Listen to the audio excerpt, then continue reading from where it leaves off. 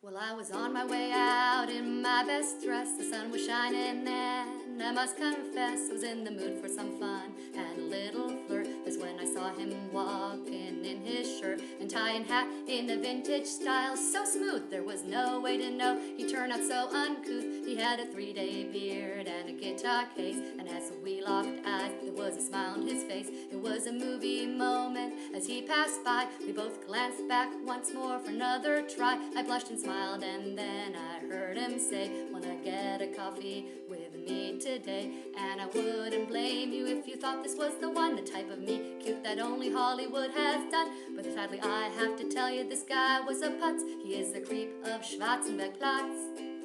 Sadly I wasn't free and I told him so. We exchanged numbers and he let me go. My head was in the clouds, I couldn't stop grinning. Felt everything was great and I was winning. A couple hours passed and then we wrote some notes, and then he called on the phone in the hopes that I could still meet him. But I was too far out in Nussdorf in my favorite bar. And I wouldn't blame you if you thought this was the one, the type of meet cute that only Hollywood has done. But sadly I have to tell you, this guy was a putz. He is the creep of Schwarzenbergplatz.